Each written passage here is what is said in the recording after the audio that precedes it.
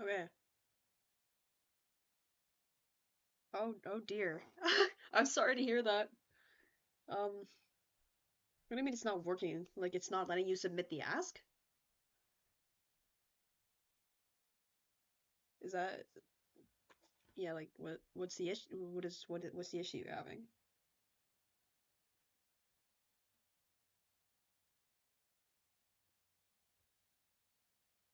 Oh, what do you mean? Like what is it giving you an error message or something?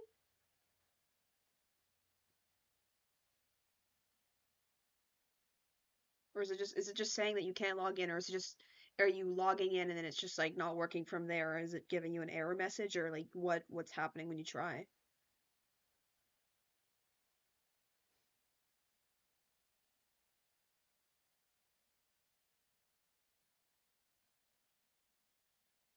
So there's like two other people here, so probably gonna wait a little bit longer before before I get back into it. What? Are you trying to register again, or are you trying to log in? Are you actually hitting the login button or something? Like, are you trying to log into the right window? That's really weird. I'm sorry to hear that. Hang on.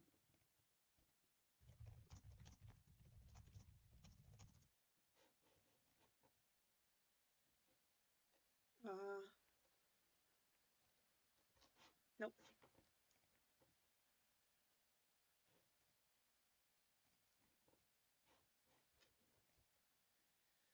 Um,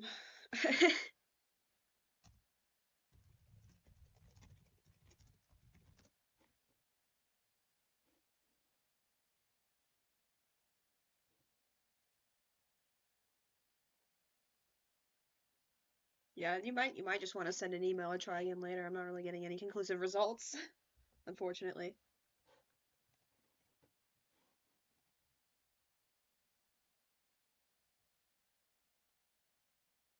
Yeah. Fair enough. Like, as long as you're not like losing anything on the other account, I have no idea how much stuff you had on the other account. If it's enough that you would want it back, then I think you should like contact them.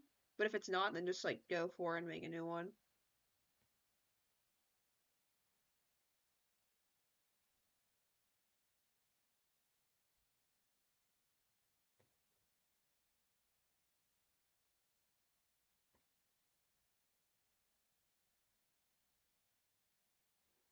And if no one else like shows up, then I'm probably just gonna like go.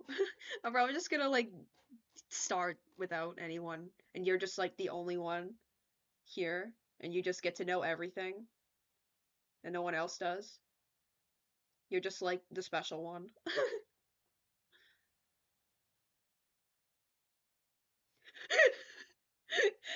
It's true. The lore. And I also yesterday I realized I missed Vanessa and Victoria. Like I just like completely skipped them because they're the last two after Teddy, and I think I got distracted because of everyone freaking out about Teddy that I just moved on from Ridgeville without looking at them. So I forgot. I was like too distraught. I was distracted. Don't yell at me. I was distracted.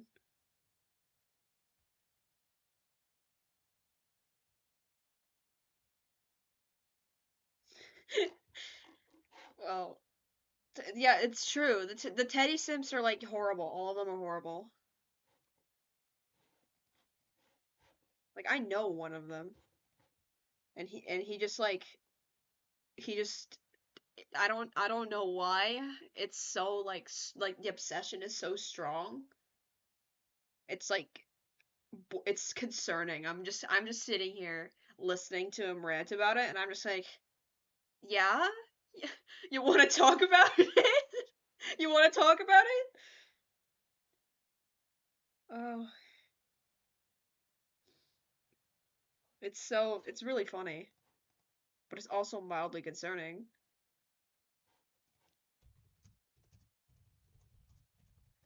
I don't even think therapy can fix that. I don't think it's possible.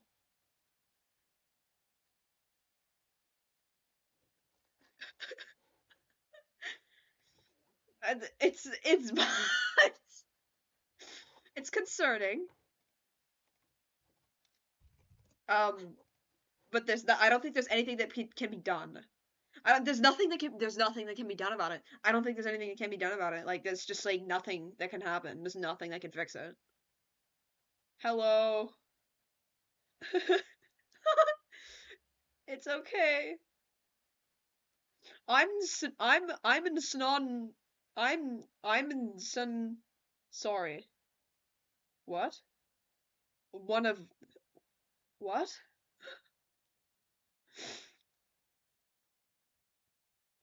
Funtime is not one of the Teddy Sims.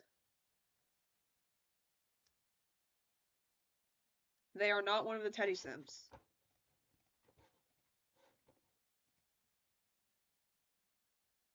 No, I'm having a stroke because I'm trying to read your message where you had a stroke. You said I'm in Snon. Sorry, that's what you said. I have I have a feeling that like one of the Sims is just gonna like it's just gonna like arrive, like because that's usually what Soggy does. He just like okay, all right. That's usually what Soggy does. He just like arrives and like makes it known that he's there. He just shows up. I okay, I won't DM him. I was going to because I figured he would want to see this, but I'm just gonna like leave it and see if he like realizes that it's happening. I want to see if he realizes. Normally he does. It's fun time. No, we're waiting to see. It's fine. Don't listen to him. His words don't mean anything. They never will. What do you mean? Skycat? They're literally like the first they're like the first one that I need to go they're the first one that I need to go over. They're the first one I need to go over. Like they're literally the first one. I have to. I have to. Yes, I do. I have to. There's nothing. Okay, I need to go over Vanessa and Victoria first. It's true. Like Vanessa and Victoria, I skipped them because I was so distraught by like the Teddy situation that I just skipped the rest of Ridgeville. So I just left them behind. I forgot. I genuinely like completely forgot about them. I was adding in the new characters that I said I was gonna do yesterday, and I mean I still have to go over Skycat. Like I had to add I added in characters and then I like went to see and I was like wait I missed them so I missed them so I and I was like so distraught that I just forgot they existed and skipped them. What I didn't even okay I'm just gonna go okay this is Vanessa. Hello. Oh my god, 10 assignments. How big are the assignments? How big are the assignments?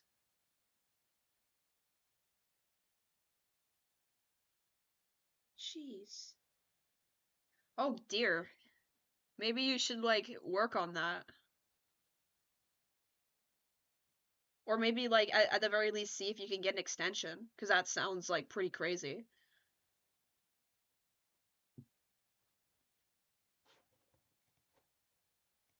Yeah, try to get an extension for it. That sounds pretty like really crazy. Jeez. Oh. Oh dear. Maybe you should go work on them instead of watching this. You can always just come back later.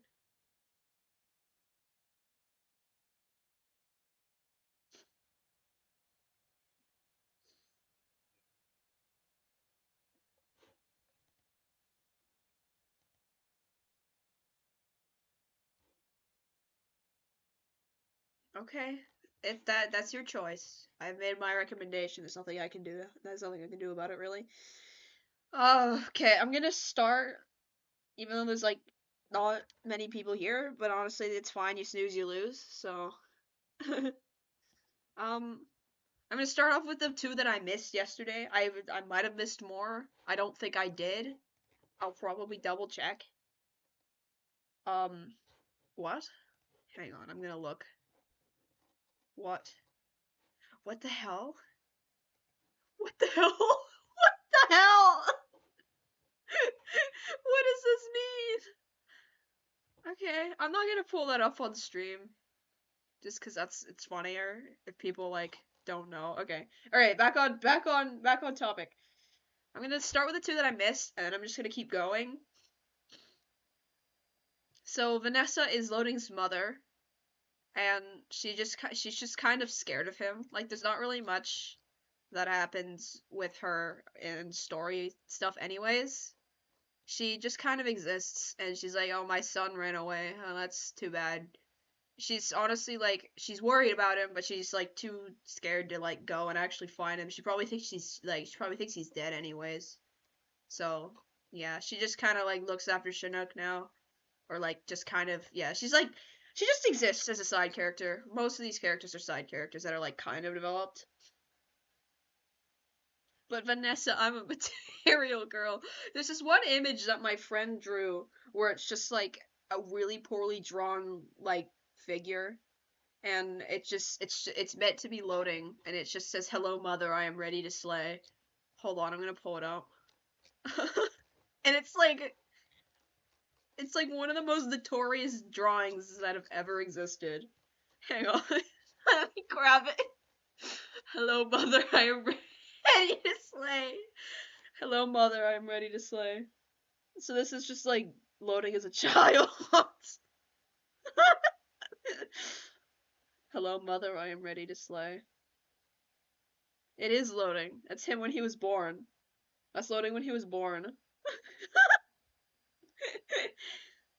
Yep, it's him. It's Loading when he was born. Okay. Yeah, that's really all there is to say about Vanessa. And then we have Victoria. Um, Victoria is like a like a clothes designer, and she is friends with Sylph because she wants to get like the animal furs from the stuff that they like hunt and stuff. She's actually relatively sane compared to the rest of the group. She's probably like the most sane, and um yeah, even like if you look at all of them, there's like Sylph, Loading, Draven, Teddy, and Jackson. Like, all of them are a little bit insane. Even Teddy is a little bit insane. Victoria's like the least insane. Like, she has a tolerance for their insanity, but she in of herself is not insane. I'm not lying. I'm telling the truth. She's just like the normal one. So she's just the normal one, and she just likes animal fur to put on her fashion stuff. This is Victoria's ref. What do you mean, like the green one? What?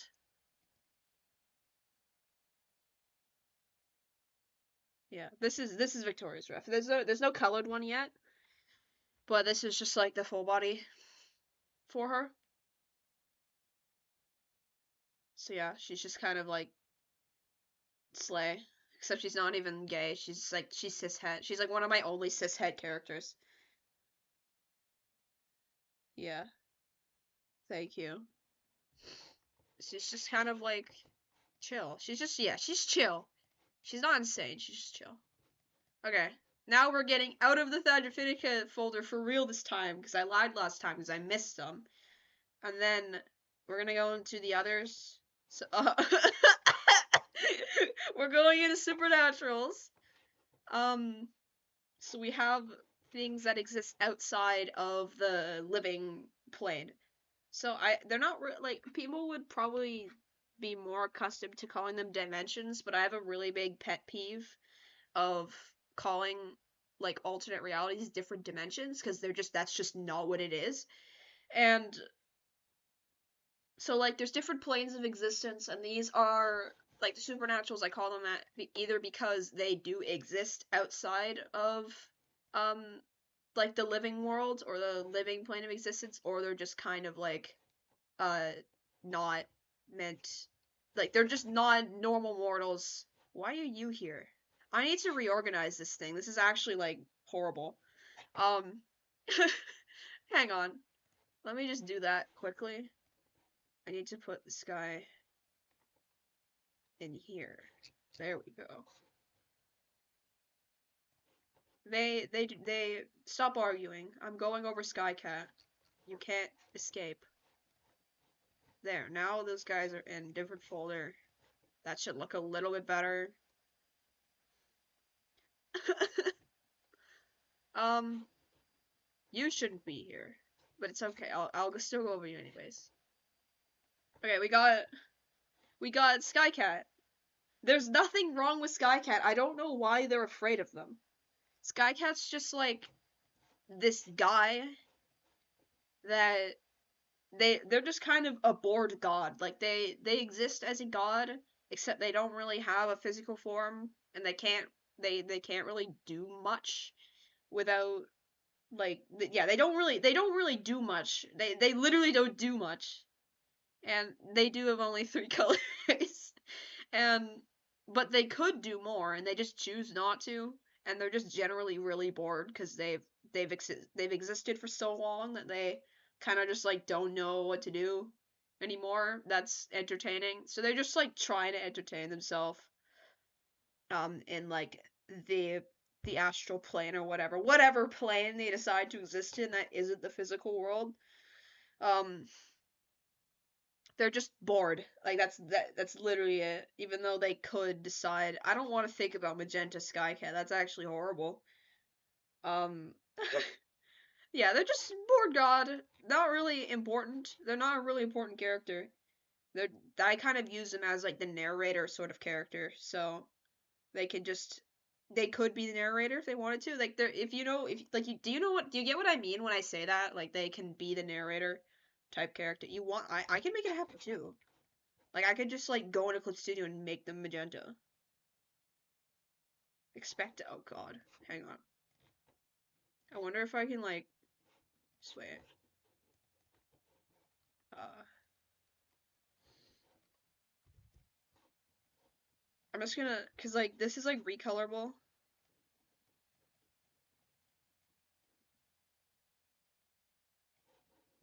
Yeah.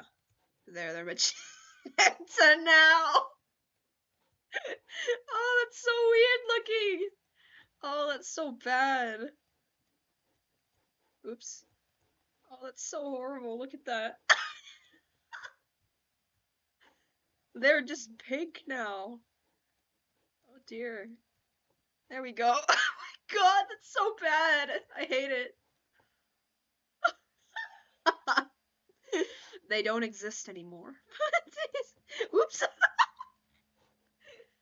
Alright. There. I'm gonna close that.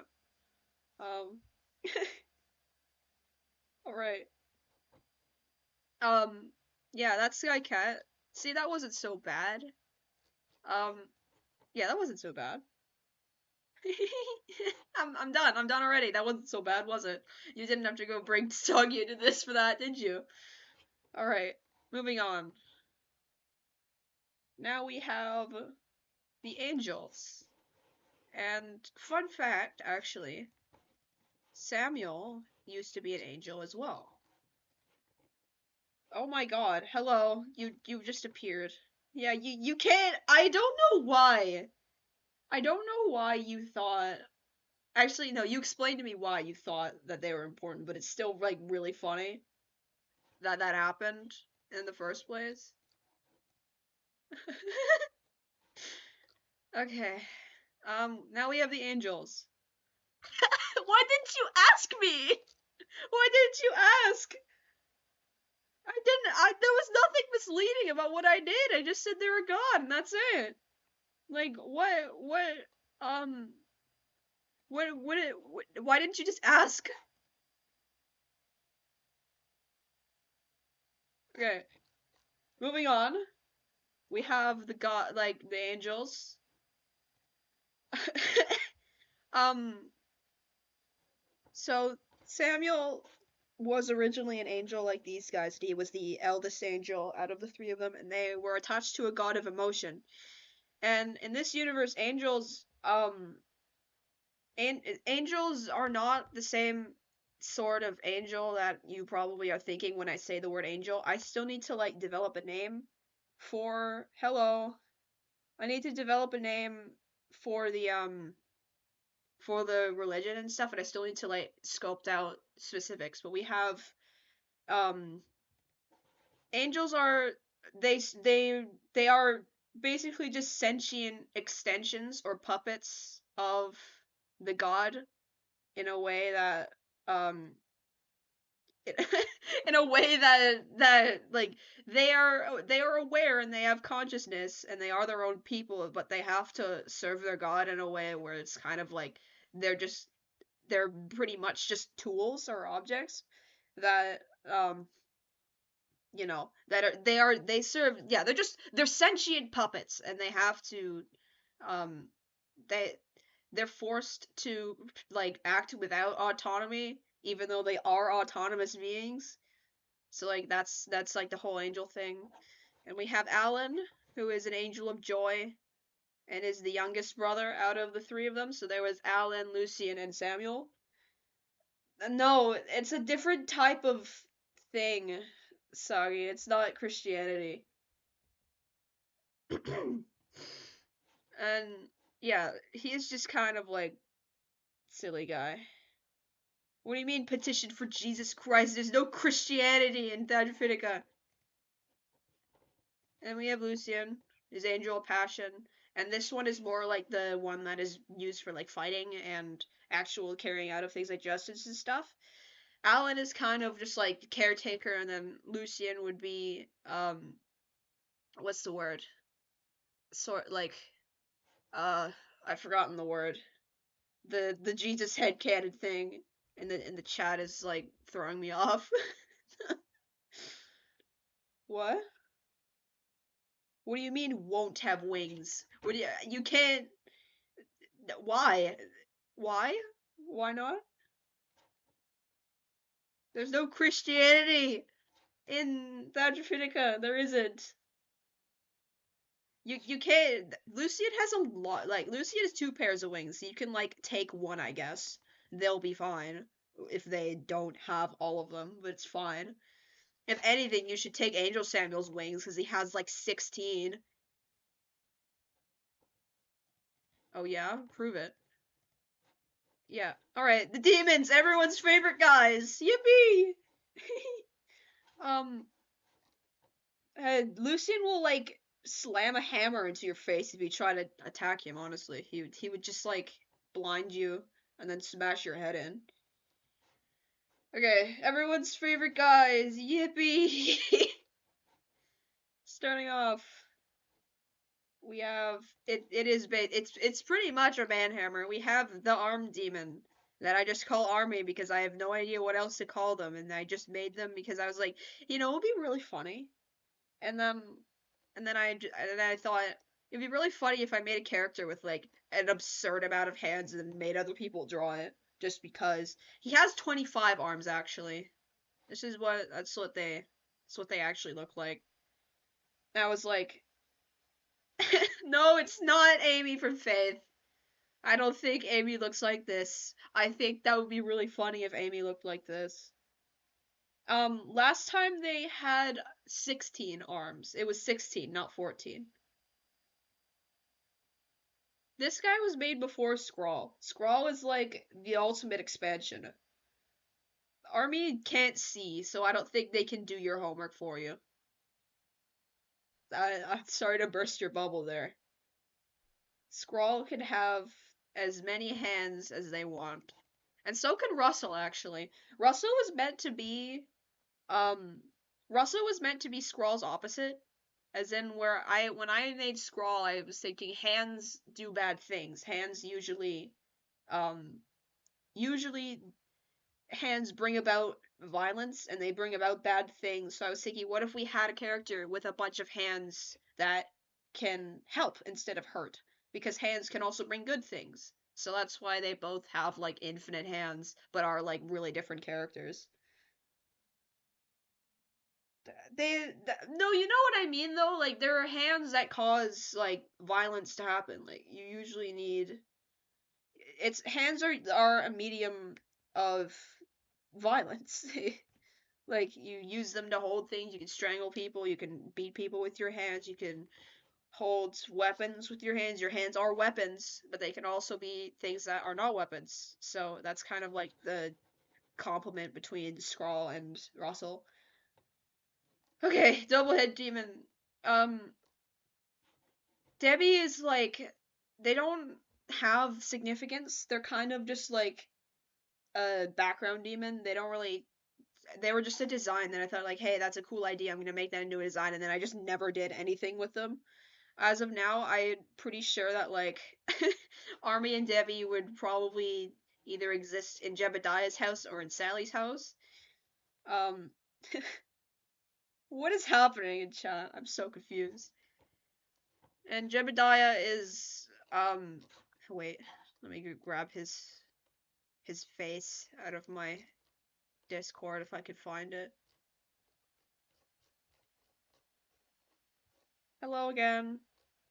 Jebediah is he's a he's a demon that is like a demon with a house.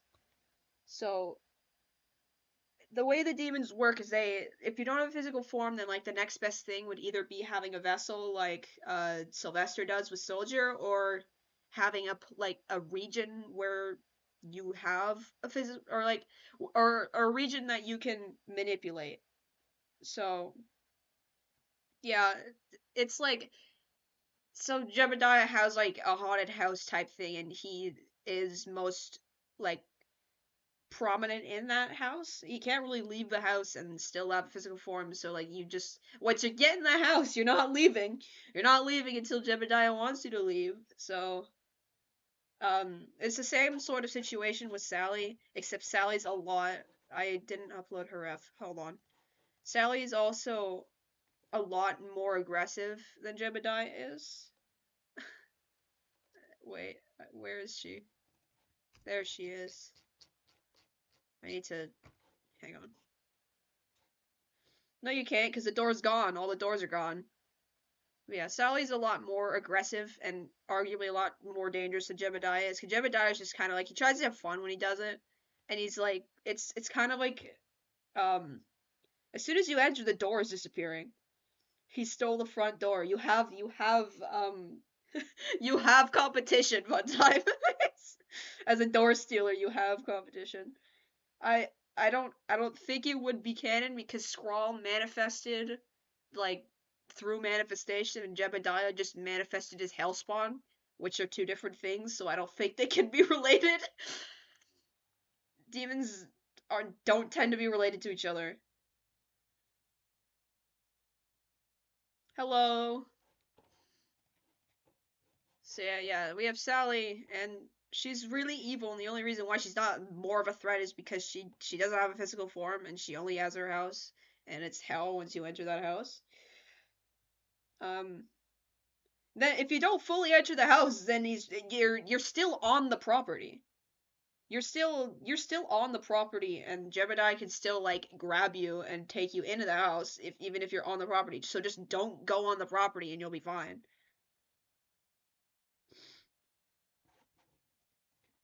Okay, that's Sally and Jebediah, I guess. I skipped like 3 of them. I need to update Malcolm's profile picture. He doesn't look like that anymore. So now we have Karma. I made this character because I got mad. Yeah, it's true. He just like grabs you like a stray kitten, like by the back of your collar and just like throws you into the window and is like, we're having fun tonight. I'm gonna kill you. I'm gonna kill you tonight. You're dying tonight. Someone's gonna die tonight and just like just like dances on your corpse. Um we have Karma. who who takes the idea of like delivering justice away. Is my internet dying? No. Yes. Is please. Okay. Everything is frozen. Nothing is frozen. No, Karma's not big enough to be able to do that fast enough. Karma takes like they think that it's their job to deliver justice, but they take that a bit too far and like um go a little bit crazy whenever they try to deliver karma to those they believe deserves it. They don't actually have any supernatural ability, and they don't actually have any like form of objective justice like at their disposal. They just kind of go off their own judgment and murder people because they think it's that cool. You can try. I don't even know like if you'll manage to even get close to them before they try to murder you or something. They're just like they're just like a walking disaster of violence that is really delusional. You're saying that, but like we have Samuel, and he could do even more than 4 people at once. And why aren't you happy about it with Samuel? Huh? Why aren't you happy about it like that, huh? Anyways, that's it for Karma. They're not really a very complex character. I have yet to develop them even more. And then we have Malcolm. Malcolm also has nothing. I should probably fix that later. I'm realizing how many characters don't actually have anything. Um Wait, I need to find this reference. Malcolm is a sleep paralysis demon that escaped the sleep paralysis realm. Please, where is he? I scrolled by his face like 4 times. There you are. And he just um stop. That's not what I meant. I didn't even realize I said it like that. I'll give you over 108 notifications. Yeah, Malcolm is escape sleep paralysis demon that kind of like goes around and gives other people more sleep paralysis stuff. It's complicated because depending on the time of day, like they only have how how that's literally just a shepherd. Um, so they'll induce sleep paralysis depending on the time of day. Their influence in the living world gets stronger or weaker. So it kind of like oscillates between Malcolm being an actual threat and Malcolm not being able to exist in the living world. And at their strongest, they can induce sleep paralysis, except actually like harm you while you are being sleep paralysis. Like, oh, I see. While you are having sleep paralysis, usually the demons, well, all the time, I don't think any like sleep paralysis demons are actually capable of doing real harm. And Malcolm, at his strongest, can induce sleep paralysis. What? Okay. But yeah, it's he can actually harm you in his induced state of sleep paralysis at his strongest. Usually, like it's only like I think it left for like about an hour. I'd say Malcolm is strongest, and then other than that, they can just it's like like I said, it just oscillates. So you go Malcolm can exist, Malcolm does exist, Malcolm can induce sleep paralysis, Malcolm can harm you in sleep paralysis, and then goes back down, and Malcolm can only induce sleep paralysis and can't exist for a while. So it's just like a cycle type thing. Malcolm is just kind of like, "Hi, I'm gonna torment you tonight," and then he just like can't for most of the night, and then finally actually gets to do something, and then doesn't get to do it again. So yeah, that's Malcolm. I need to add stuff to his thing, so I'll do that later. I mean, yeah, fair enough. Yay, we have Oscar now. He actually has something here. Um, So we have Oscar. He's a demon of indulgence, and that means things like drugs and alcohol, which is something I couldn't show on Scratch when I posted him on Scratch. Um, he just like you take you. Hi, Oscar's here.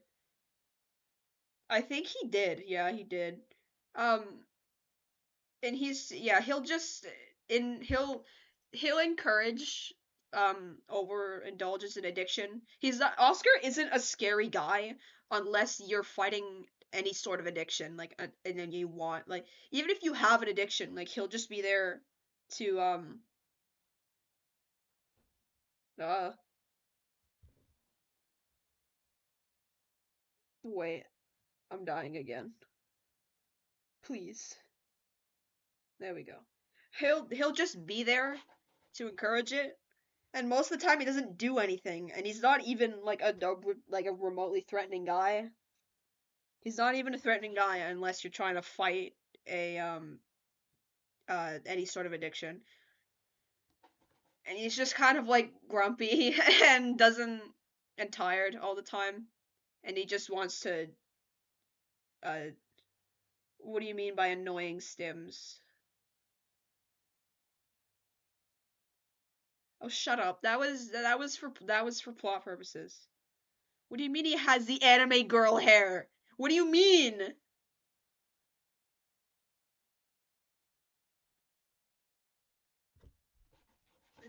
What do you mean? Most of my characters have hair like that. What do you mean?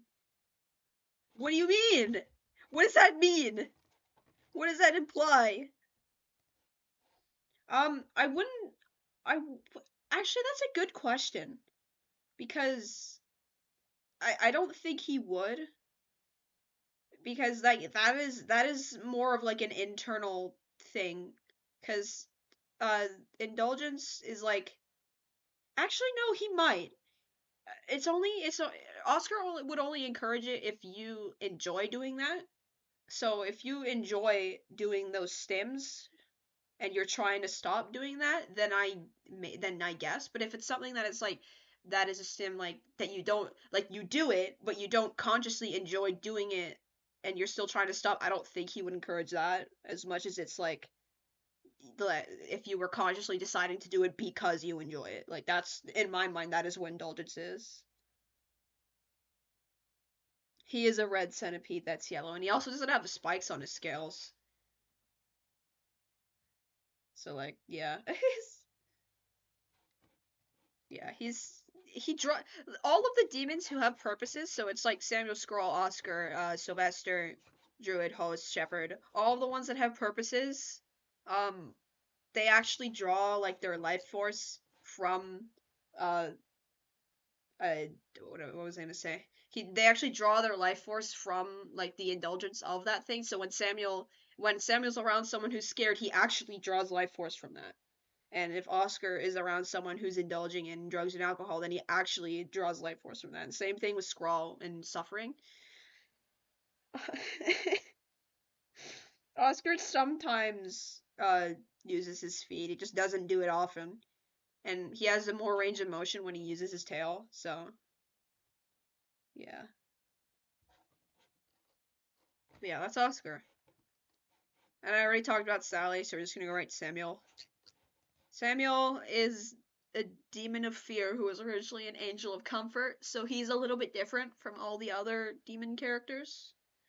Because all of the demons, like, are like when they manifested or came into existence, like they were already demons. Like they were always demons, and they always will be demons. But Samuel is kind of like he's like a slider on a spectrum where he can go between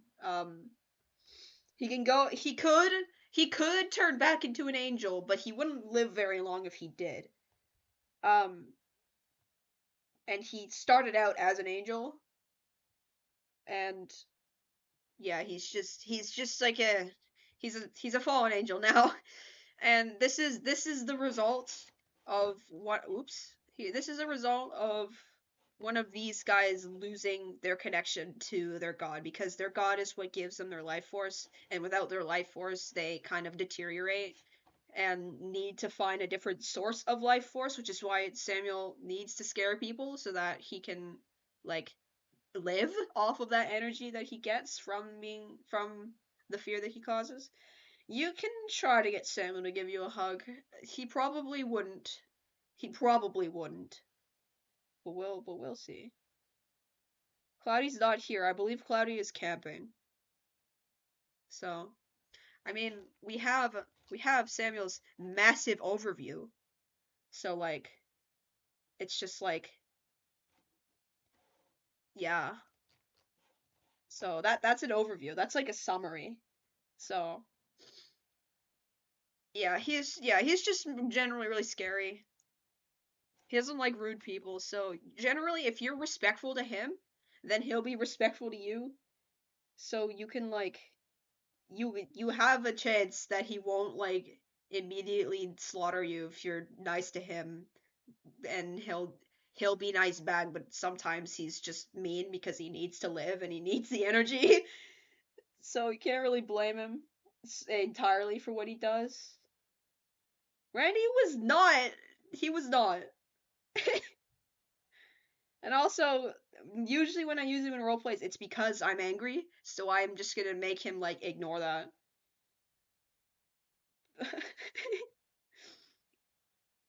Haha. I was also mad at you for calling him a twink, so that's why I did that. And that's also why I used scrawl, because you didn't stop.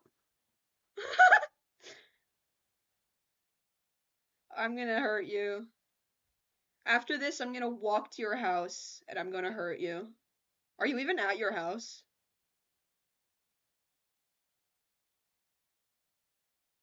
What do you mean he reminds you of Lemon Demon? Okay. What do you mean he reminds you of Lemon Demon? What do you mean? What?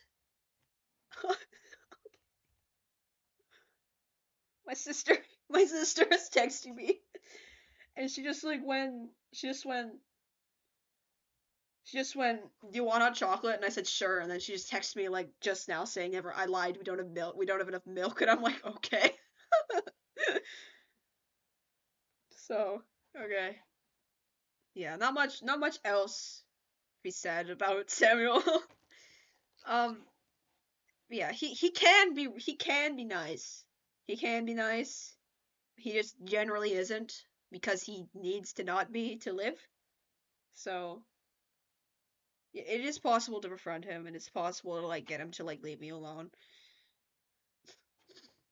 So, but not if I'm mad at you. What do you mean he tastes like suffering? He would taste like teeth and eyes.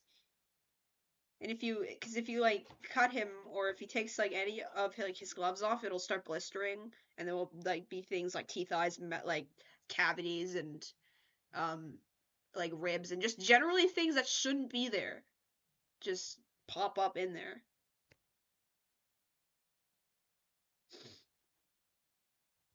Hmm. What do you mean? I mean, like if you I remember when I was eating a lollipop with like a mealworm in it. I was like, this is what like imagine biting into something, and then there's just like a bunch of like eyes and teeth in there. Like that's what would happen with Samuel. There would be things like bone spurs and uh probably tiny little like muscle tendons shouldn't that shouldn't be there. I was eating a lollipop with a mealworm in it. Samuel, but I should draw him like rolling into a ball like Sonic the Hedgehog. That would be really funny. Yeah, it was actually good. The lollipop with the mealworm in it was actually like not bad. The mealworm was salty, so it's not the weirdest thing I've eaten. The weirdest thing I've eaten is dog treats and dog food. Speaking of my dog just started barking. Anyways, okay, moving on from Samuel. Scrawl, everyone's favorite little guy. Nothing is painless. Nothing is painless. Nothing is painless. Anyways, there we have Scrawl, the demon of suffering. They're meant to just be like a really overwhelming little like little gremlin. Here we go. The war is starting. Um, Either you really like Scrawl or you really hate Scrawl. There's like no in between. And um, so they are just a demon of suffering. So you can't really uh you can't really win against them because no matter what you do, if you hurt them, they'll draw energy from that, and if they hurt you, they'll draw energy from that. There's no way, there's not really any way you could kill him. And yeah, he is drowning your son. Um, he's he's not interested in dating. He will, if you try to like approach him, he will probably impale you. And even if you erase him, he'll still have enough to like get out. Cause he has a physical form, but not all, like the demons don't. Their existence isn't nested in the physical plane. So like if a mortal were to die in the physical plane, then that means that they're just dead. Like they're not coming back. But if a demon, because they're not nested in the physical plane, if the physical form were to die, then they still exist outside of the living world, and they can like re manifest their physical form if they so please, and can just like do that or whatever they want. Which means that they can like essentially teleport if they wanted to. Skrull did that once just to like troll a different character who was trying to get rid of him. They just like kind of crushed him and he just like faded out of existence and reappeared behind him. So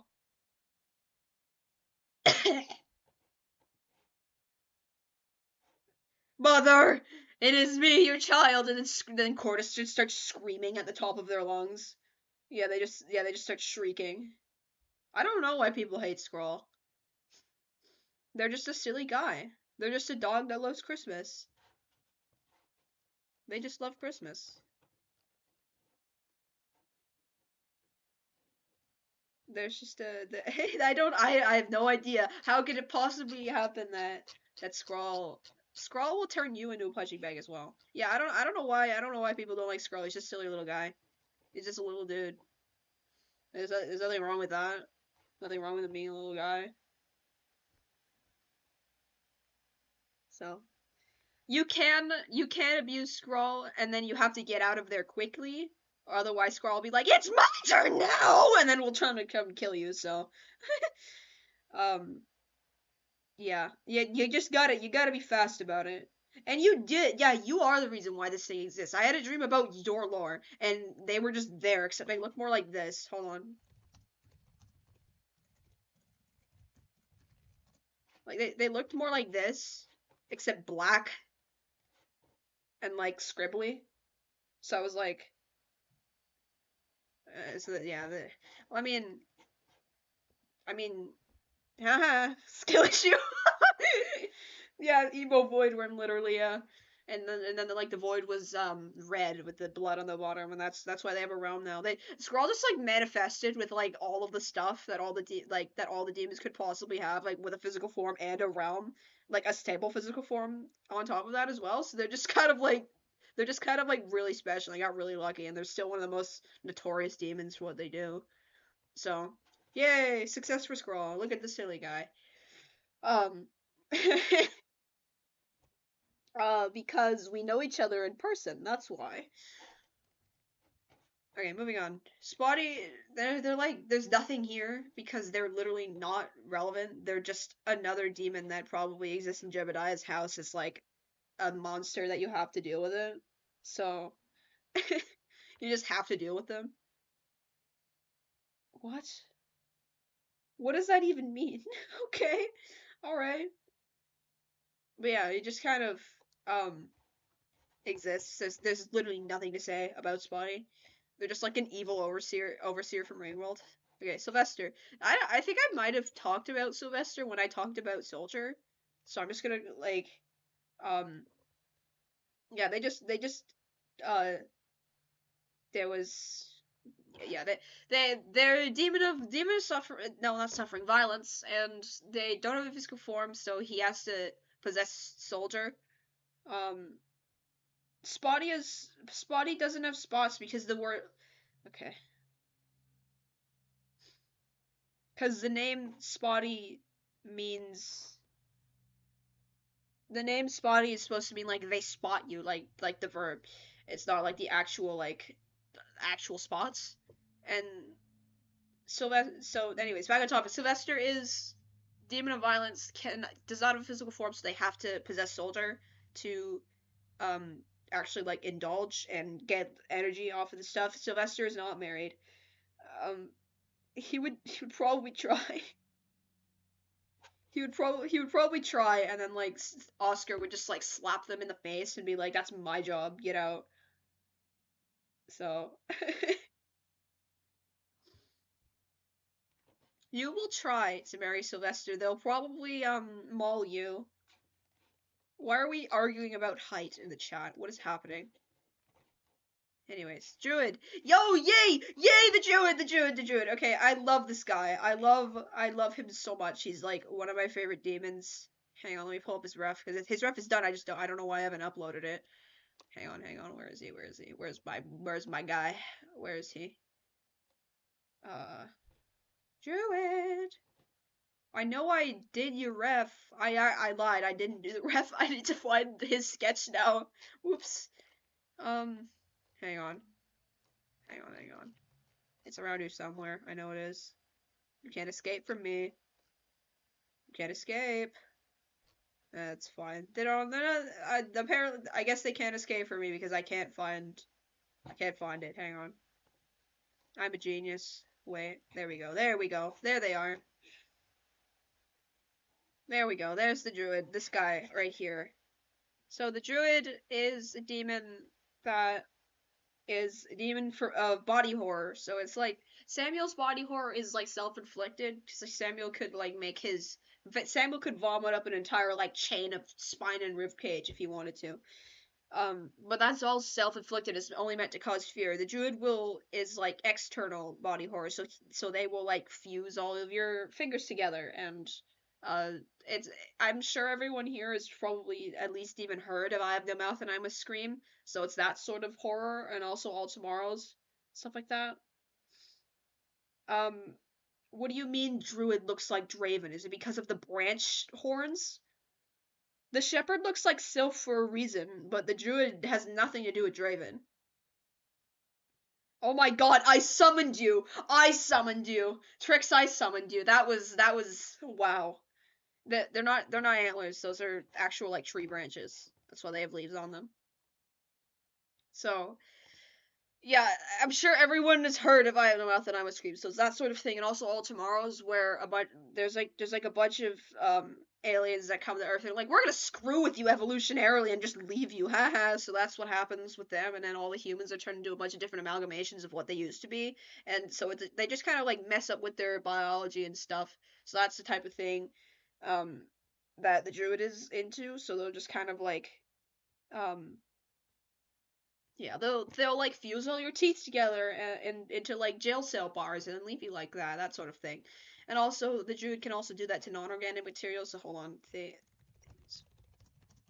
actually made the druid to combat my friend's robotic characters, because they can turn the whole thing with this story is that they engineer some sort of like um synthetic nervous system for all the robots that they're making, and then it kind of mutates, and it starts turning all of it into organic material. So that's the sort of thing that they could do to robot characters if they wanted to. So yeah, this sort of thing, they'll do that to robot character, and they'll also do this like they'll just be like, oh yeah. You're all, oh, look at you, all divine and mechanical. How does it feel to be alive now? You're alive now. Have fun. And they'll just do that sort of thing. So yeah, I love Simon Stallonhog's work. If any, like, I highly recommend it. It's just really really nice work. So yeah, not even robots are safe from demons. Like you just can't win. Thank you. I lay in bed at night and I just think. I just link. I link. I think, and I just yeah. That's that's kind of what happens. There's new Vita Carney stuff out. Honestly, season 2 is really good so far. So I like had a I like when I saw Patty, like the little elder trimming. I was like, what the hell is that? I don't recall if we already knew that trimmings could be elder, but I didn't at that moment. I didn't know that trimmings could be elder trimmings, so I like freaked out, and my cat was sitting on my stomach, and I gasped, and she like flew. So yeah, I was like so distraught.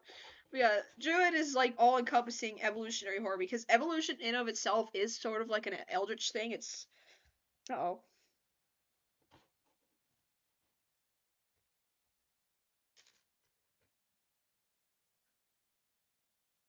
hang on, my stream is lagging again. Yeah, I was like, bro. Okay, we're back. Um, the Druid is like a personification of evolution itself because evolution itself is in of itself like an eldritch concept. Like just it's a rule that everything in the universe has to follow, which is like you can there's nothing is immune to change, and there's nothing that you can do. Yes, there is a part one that was last night actually. Um, there's nothing you can do to get away from change, and they're just kind of like the epitome of the horrible. Yeah, they're the epitome of that inevitability of change, and they're also malicious change. So, yeah. Yes, yes, Trix! You know what I'm talking about! You know the video essay I'm talking about! You know it! You know who it is! You know it! You know it. And I'm proud of it. Anyways, this is the host. Um, we know who it is!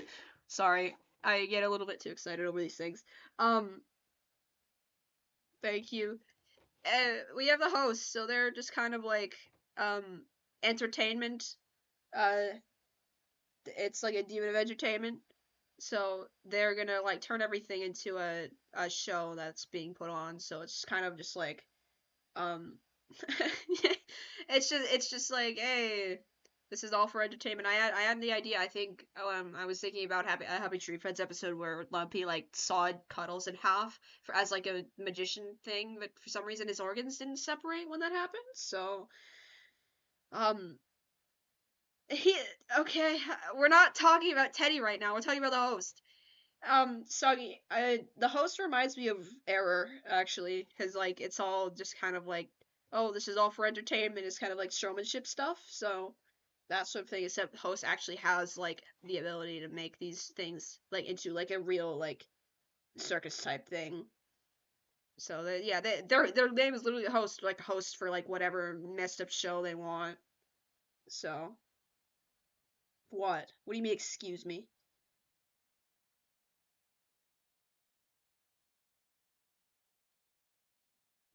They would probably wear a dress. They would probably wear a dress. Oh my god. Okay. Can I? Why are you dunking organic material in acid? Dunk when you're trying to dissolve organic material in the same way that I think you're going for in terms of like dissolving things in acid, dissolve it in an alkaline or in a base because that bases dissolve organic material better than acids do. What do you mean? Why are you orange? Excuse me. Okay. Okay. Um. Yes, you're orange. No one else can see that you're orange, so okay. I think I already talked about the shepherd, when I talked about Sylph. So you can, everyone can like go back and look at that. But, gingerification. That makes it better because you're ginger. Yeah. Now we have, yeah, shepherd, I already talked about them earlier, so we can just skip them, I guess. And then Tretch. Yeah, the wonderful words of Tretch. Hang on. I don't think I sent myself their full body, but their full body is nothing special. They're literally just like some guy. I do need to post those refs, yeah. I'm gonna post all like the colored ones after this. They're just some guy. That's just like all black. Bald.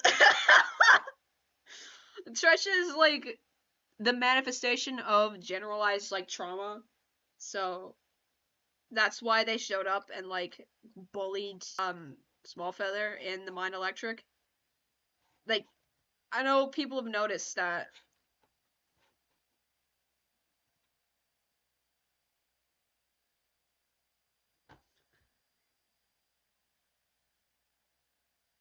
Okay.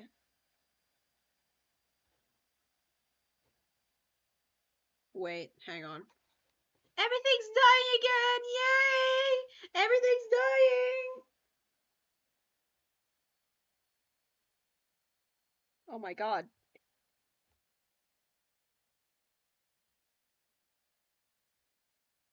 Everything's dying again. Yay! Everything's dying. It's my favorite. Okay, we're back.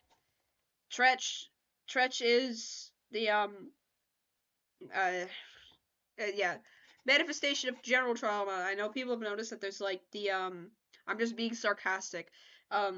The pink X in most of my projects. That tricks that would actually be really funny to make. Um Tretch did kill the stream. He didn't like that you're calling him bald.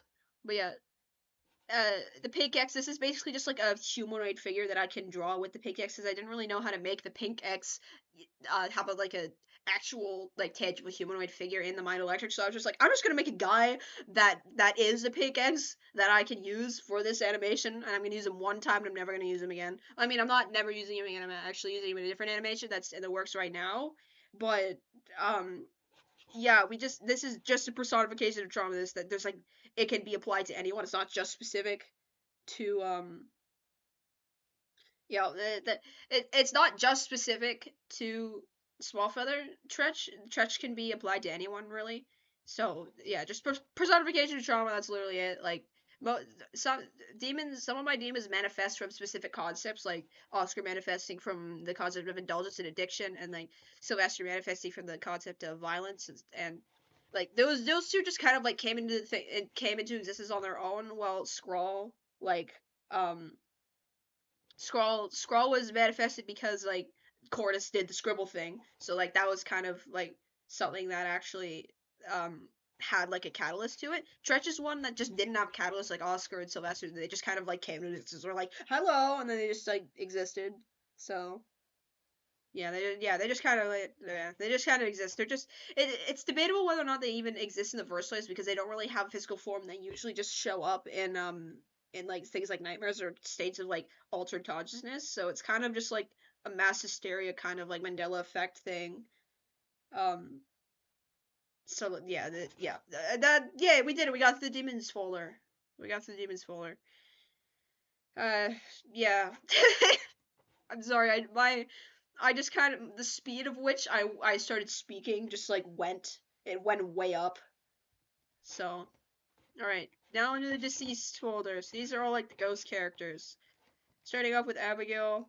Um, Abigail is the ghost of a dead child, and she just kind of like if I'm not mistaken, I think she exists in Sally's house.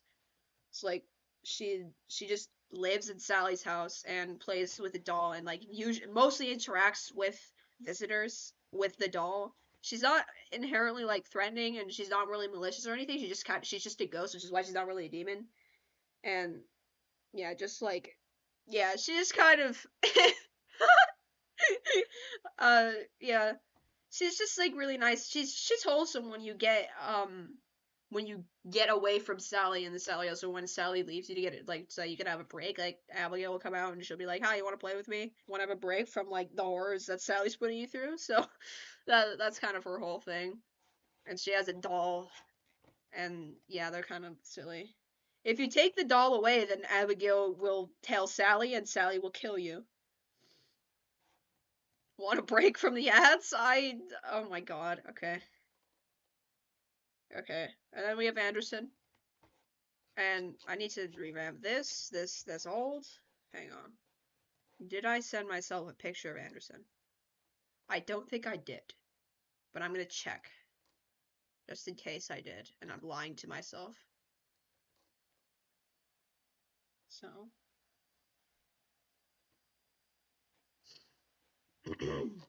Yeah, I don't think I sent myself a picture of Anderson. I haven't drawn him in like years, anyways. Anderson is a dead cougar from the same territories that Hakan and Miki live. He died because he was not strong enough to like fight for a territory of his own and ended up like starving to death and dying. So now he's just kind of a ghost that exists. He's one of Rena's friends actually. Um, kind of just observes. That's usually most of the what? Why are you asking that specifically? Why?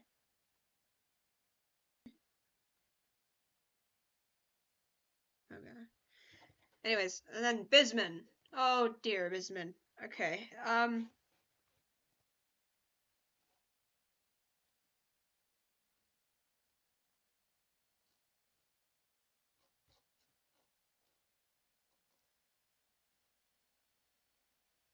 No, I'm back. I think I'm back. I'm back, aren't I? We're fine. Are we fine? Are we fine? Yeah, I think we're fine.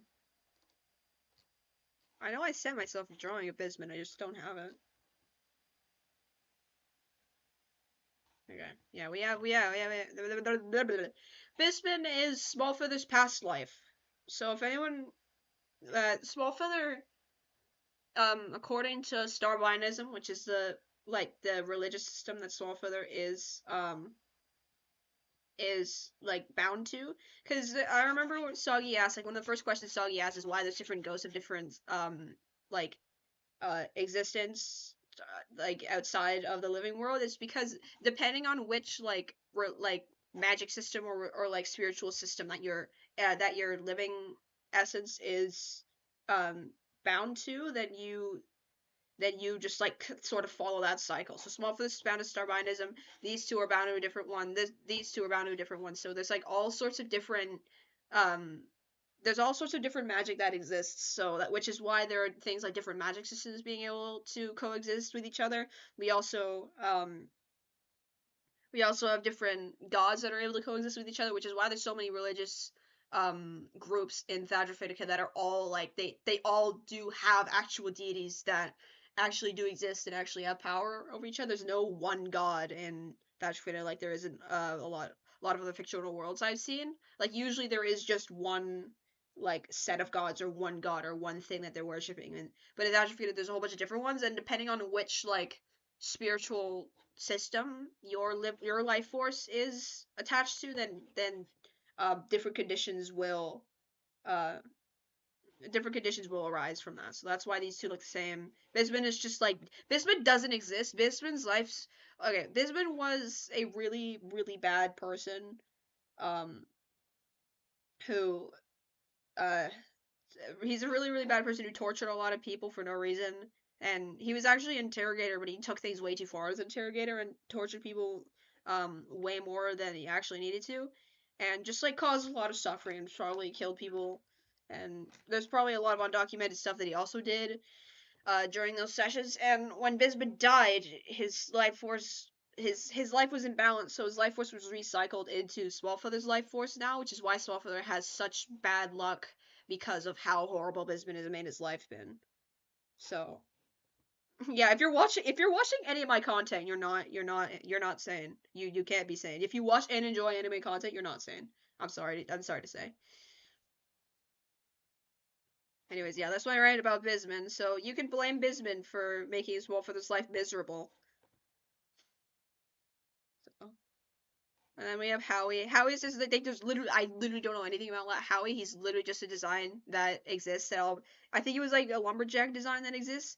I'll probably develop him more later. He literally just exists. Like that's all there is to him.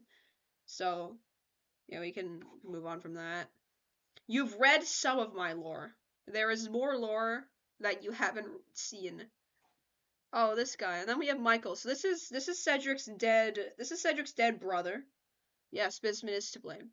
This is Cedric's dead brother.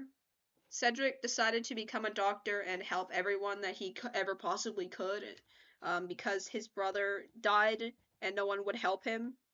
Like they could have saved him, but no one would help him because his brother like wasn't really the best person.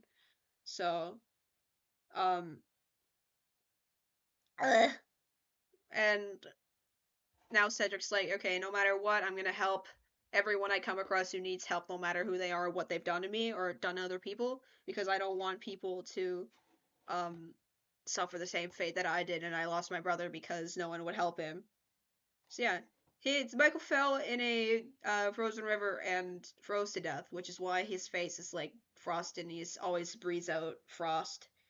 So yeah, I'm so proud of my brother. He is so proud of his brother. Um, so yeah, he's just kind of exists. So yeah. Oh, he's dead. It's too late now. All right, into the other folders. So I already kind of said like these characters just kind of like they don't really fall into any of the other ones, but they do have supernatural qualities to them. And like some of them don't have profile pictures, but I'll try to find their designs that I can just um so that I can just find that I can so I can show you guys what they actually look like. So this here, yay! So we're gonna start with Butch. Butch is a like just like a amalgamation or accumulation of dead meat tissue uh that is constantly searching for fresh meat tissue because it doesn't metabolize. I have a lot of characters. It doesn't metabolize and it can't like sustain itself as a living organism to keep like its physical self stable, so it has to borrow tissue from other organisms to keep itself stable and alive. So it's just like it's constantly like falling apart and um because it doesn't consume things. I mean, it can only consume like dead matter, and it will add it to its uh body. It'll add it to its body and continue to exist. But yeah, that's about it about Butch. They're just like a monster that likes that the cleavers. Yeah, that they're just a monster that needs to take tissue from other organisms to keep itself alive. Yay, there's Butch. I know Butch is just your favorite character, isn't it? Ico is just your favorite guy. Okay. Clyde, I tried to I tried to talk about Clyde earlier in the last stream, but I when I talked about Mittens, but I forgot that Clyde was not in the same folder as Mittens was, so I need to add another folder for them, and I also need to design the character that made them. So Clyde is just another living plushie, except they have like a Demon Bane light that they can turn on and off by pressing on their heart button thing, so they can they kind of act like a nightlight that shoos all the demons away if you want. Um, no, Clyde, you could call them whatever you want. Like they just allow anyone to name them, but I just call them Clyde. So um, I don't know how old he is, but he's just like a little stuffy, and you can just pick him up. And they can also they're also like they can act like as a nightlight, but you like if they don't want to hurt a demon for whatever reason, they could just turn their light off and they'll be fine. So it's only just the light itself that is actually demon main. He can be friends with your Teddy, I guess. He can be friends with whoever. I think that's Dressman in the background. That's really funny, actually. That's a different character that I just didn't add to Toyos because I don't really know like what place I want to put him in yet. So yeah, that's Clyde. Silly guy. Okay, Epitome is a weird one. Epitome is a weird character because Epitome um is like such a like subjective character because the way Epitome works um is that they are what you think they are. So whatever you truly believe them to be, like upon finding them, whatever you believe them to be, they will become that thing. So like if you meet them out in the woods and you hear something approaching, you think it's a squirrel, then they will change their form to be that squirrel, and whatever you think that squirrel's gonna do, they will do. What based off of what you think they will be doing. So it's just and if you and they're really meant to be like I was about to touch upon that. They're meant to be like if you have anxiety issues and you always assume the worst case scenario upon like seeing something that's approaching you, then it will become that worst case scenario, and you're just going to be digging yourself deeper and deeper into that like horrible hole that you're going to be in, because they will keep doing what you believe they will do to you. So that's, yeah. There's really nothing specific. It changes depending on, if you thought it was your husband, then it will be your husband. Like, it's whatever you truly believe it is. Like, you can't like consciously decide like, okay, this is gonna be that thing. But you have to like wholeheartedly believe it. It's not It's not like a conscious thing. It's a subconscious thing. So like, if you hear something approaching you in the middle, oh my god, if you hear something approaching you in the middle of the forest, you're not gonna think that it's just a pebble. Hello. It's not gonna it is what you subconsciously believe it is. It's not a conscious thing. You can't just decide that they're going to be this or that. You have to subconsciously believe it. So if you think they're a pebble, then then it will happen. But I highly doubt that if something's approaching you, you're just gonna think that it's just a pebble approaching you. So yeah, so it's a very subjective character. It's just really complicated. Yay, forest spirit. They also have nothing, nothing. Um, hang on, let me pull up their thing. It's a rock that moved. Okay. Forest spirit, um, is just like a design of like an idea that I had in my brain that I just like made into a thing. They're not actually tied to like the like Twistwood specifically. Um, they're just they're just like meant to be. I say forest spirit, but they're not actually tied to any sort of like to the forest in the sense that it is like a landmark. They're tied to the forest is in like the things that happen within the forest. So they're kind of just they're actually inspired off a game called Neva, um, where you play as a forest god that like keeps all the balance in the universe or like in the forest that you have. So you could either nurture things or you could wither things, and that's the same sort of thing that happens with the forest spirit here. Is that if you're like injured and they notice something that's out of balance, then they will either nurture you or wither away something that's out of balance just to keep the balance that they all find. Why are we talking about women? Why are we talking about women?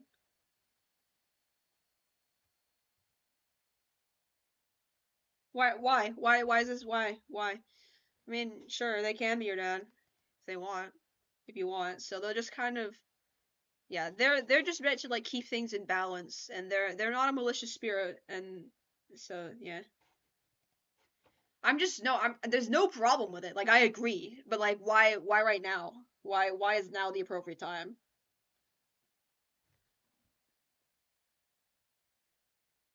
How am I homophobic? I literally love women.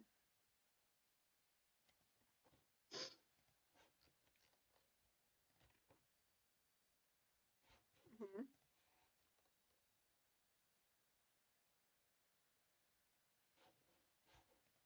Hang on.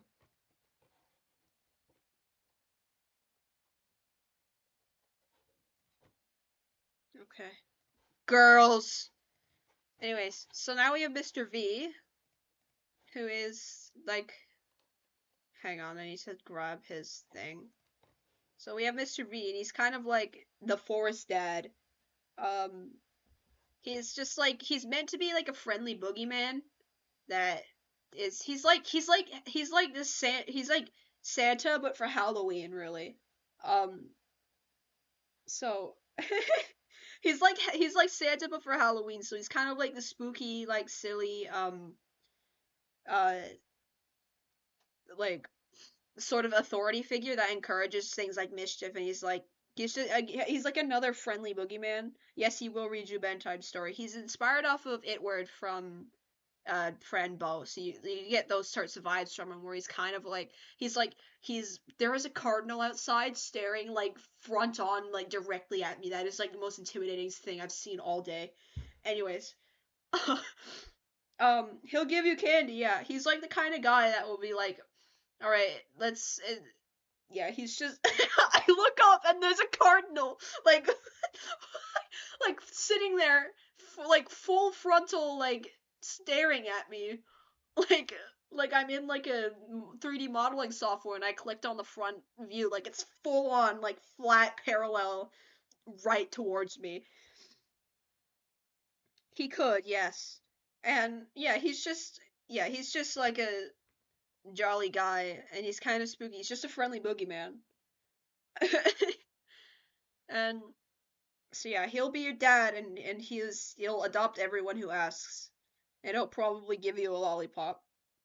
So the cardinal's gone now. It's not there anymore. But that was still really intimidating. Yeah, we have Mr. V. I like if I were to make a fursuit of any of my characters ever again, it would probably either be of Nobody, Rascal, or Mr. V. Like Mr. V would be one of the characters that I would try to make a fursuit of, just because like I think it'd be cool. And like he's like fursuitable, like with like the giant plush hands and the really long limbs and stuff. So yeah, he'll give all of you guys candy. If there's people trick or treating in my ask box, it's probably gonna be Mr. V answering most of them. No, no, no. Okay, now we're getting to Parse.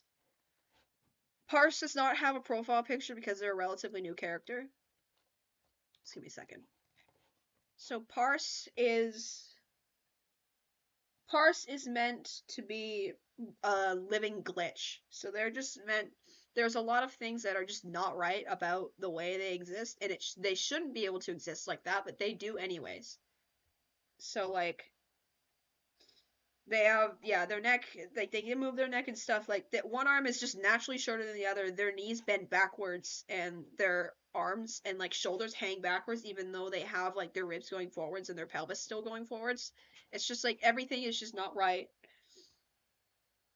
and they're just meant to be a living glitch, and they don't communicate very easily, and they're trying to exist normally, but they're not capable of doing it.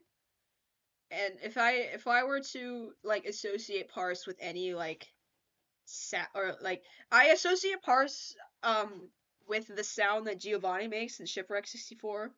Like, hang on.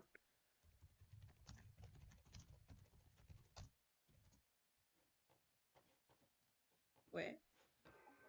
He sounds like in my mind he sounds like this.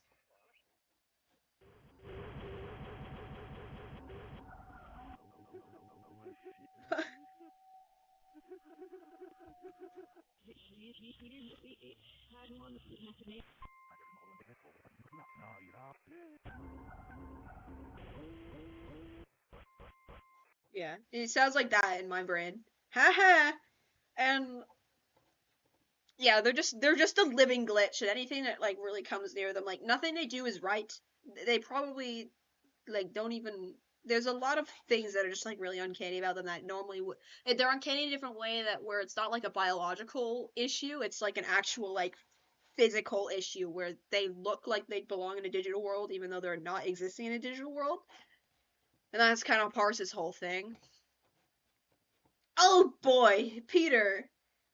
They probably do walk backwards, yeah. Oh boy, it's Peter. Let me find his full body. So Peter came from a dream that I had that actually disturbed me, which is saying a lot because I don't get disturbed easily. Um, so Peter is the white rabbit that um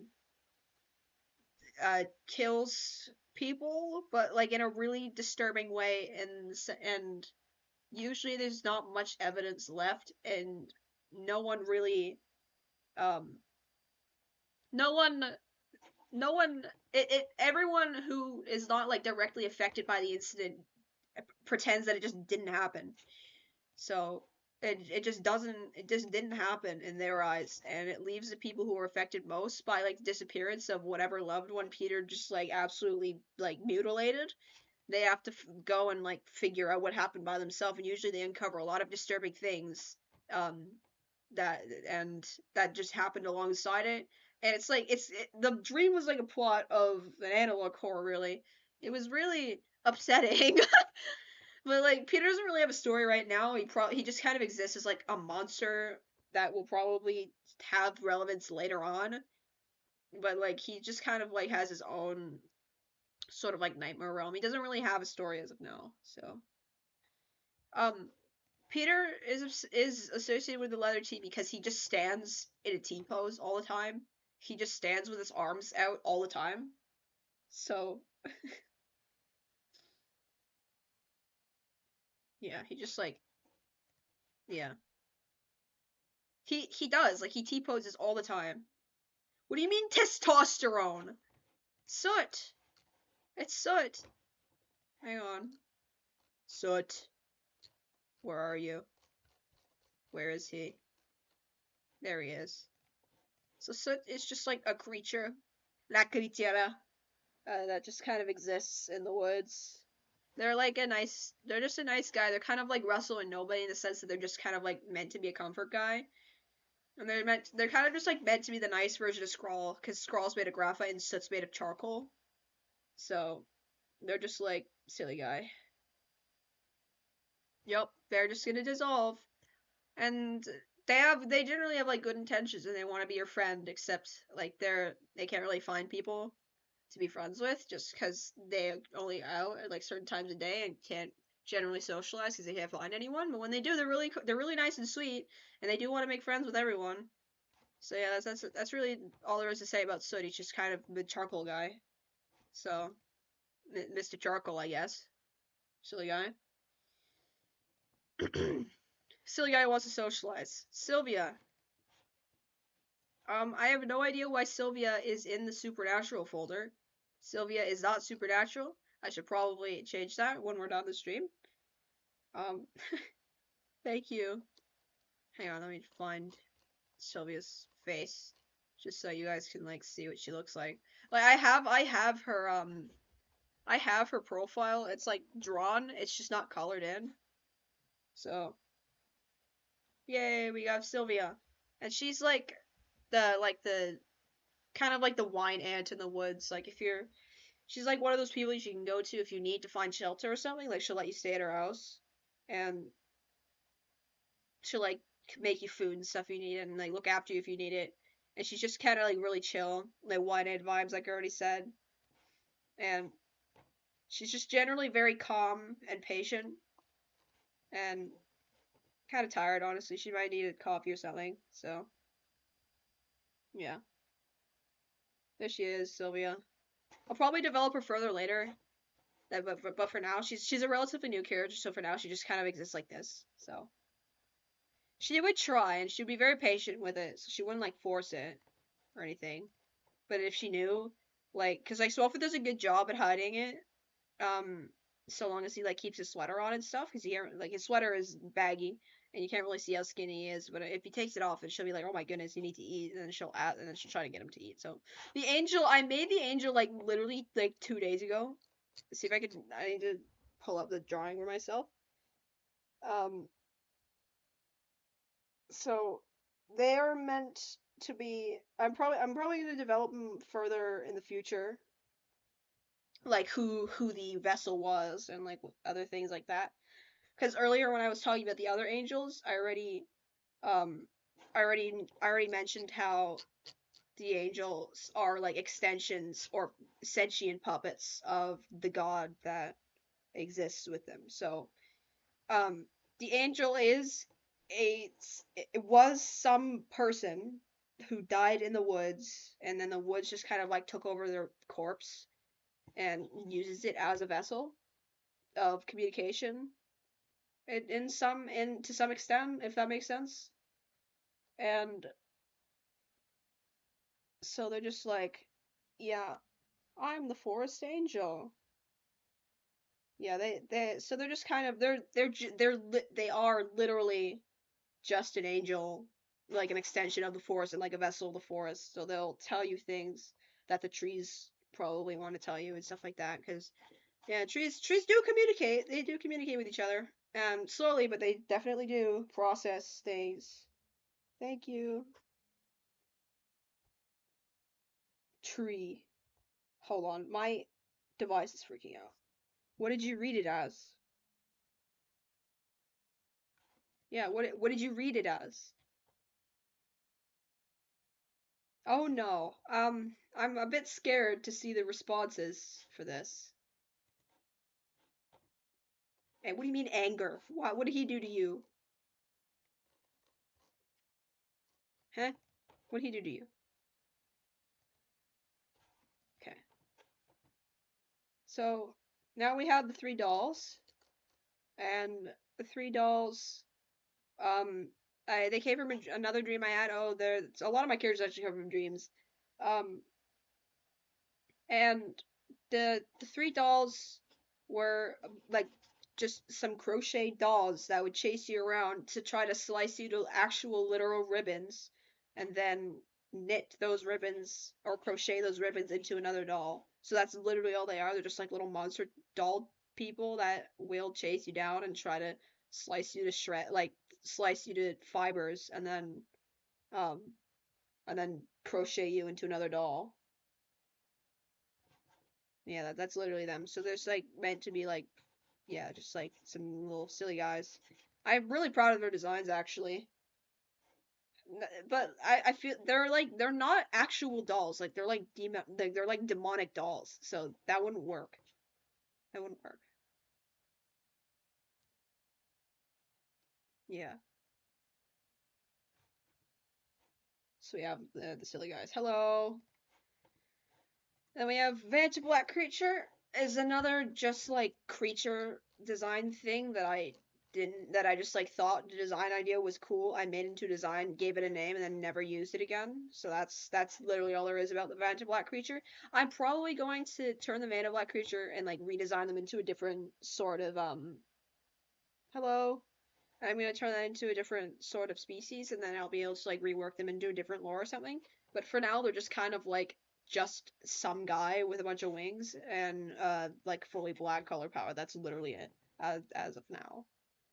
Then we have Willie or William, and William is my only human character other than Marvin, and um William is yeah, he's a cultist that will worship any sort of supernatural being that he comes across, no matter what it is, and even if he doesn't know like who that individual is or like what they do, and even if worshiping it will please it, he'll just be like, I'm gonna worship you because you're cool, and just like it's just become like a full on obsession with uh it's just become a full on obsession with becoming or just an obsession with worshiping demons.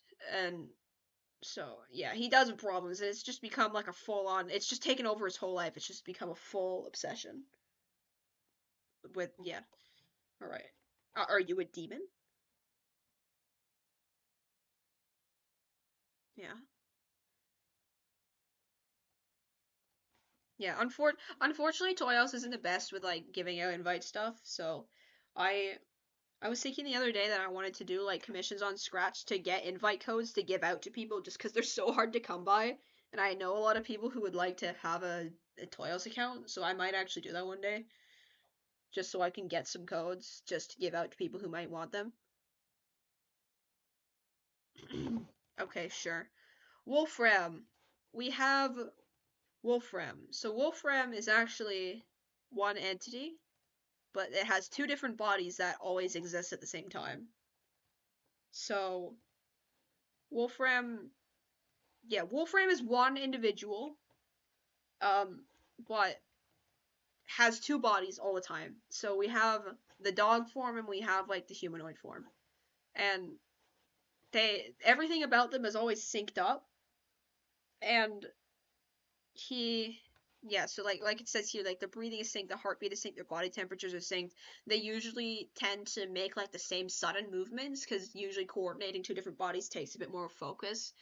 But if something were to like scare them, they would both jump at the same time, that sort of thing. So yeah, they're just like they.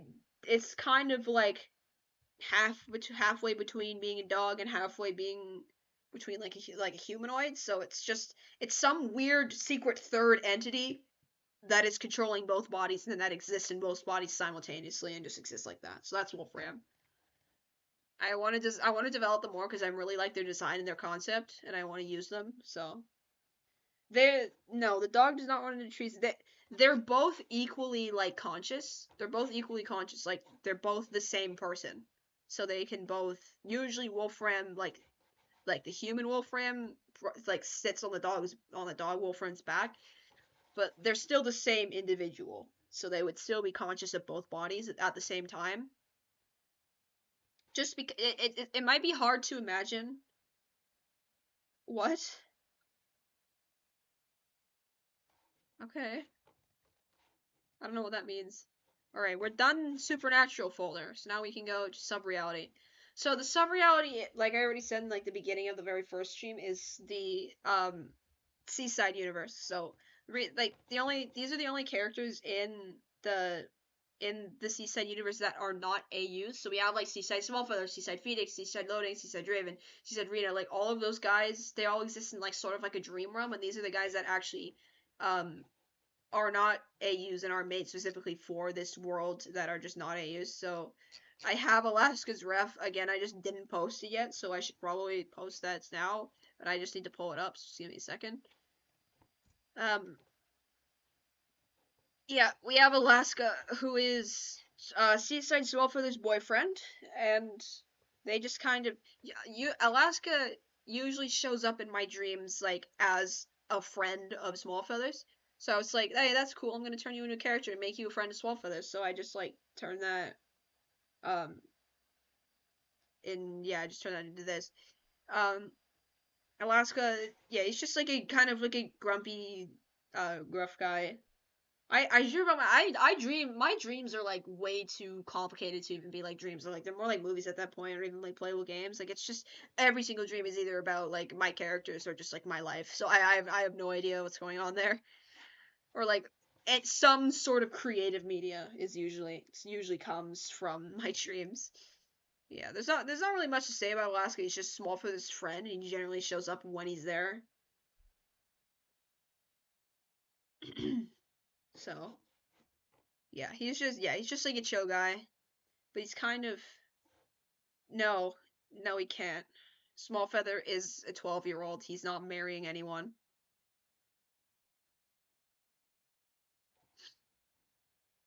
But yeah, so that's Alaska. And then Savannah is I know, but marriage no, no. Savannah is I don't think I have any like full bodies of her, but she is in like the dream. She's in the Moonlight thing on Scratch. You can see like more of her full body. She's just kind of like a side character in the Seaside universe as well. She just kind of exists. She's like a little happy. Well, I'm finding out, and um, it's illegal for a reason. And Savannah, she's like a happy-go-lucky little ray of sunshine character, really. And she's just kind of she's really childish and like young and like a little bit bubbly and stuff. But she's also like subjected to the horrors because everyone in the Seaside universe is subjected to the horrors, honestly. But she does her best to stay like on top of all that, and yeah, she'll be your friend if you ask her to. Yeah, she's just like really sweet, bubbly little uh wholesome child. You'll see a lot of trends with like wings in my Seaside universe, just because like they need to fly around a lot to like traverse the world, because that gets more complicated than that, and the sub reality is really hard to articulate verbally. So I'll try to like attempt it probably again in the future when I like have it a bit more developed, because Cyberpunk is like my my main focus at the moment. Okay, um guys, and I don't know. There's some people here who were here at the very beginning of the very first stream when I told you that the Autumn Woods, no one is traumatized. No one is traumatized here, and it's all wholesome. All of these characters are wholesome characters, and there's like nothing. There's nothing bad happening in the Autumn Woods. There's nothing bad happening in the Autumn Woods. All right. Starting off, we have Bush Kid. Actually, I'm gonna start with Paige and Patches because those are like the main characters. So, Paige and Patches, you, I will not allow you to give them trauma. You're not allowed to do that. So, Paige and Patches, these two right here. Um, the story, I might actually like turn this into an actual like published kids story. So, um, Paige is a lonely kid at school who's like sort of who like wants to do like witchcraft and stuff, and she's like she doesn't really have any friends at school. So like sometime after school she decided to go into the forest and like bring a scarecrow to life to be her friend. So now she has a friend scarecrow and saves Patches, and they're best friends, and they just kind of like get up to all sorts of shenanigans all the time.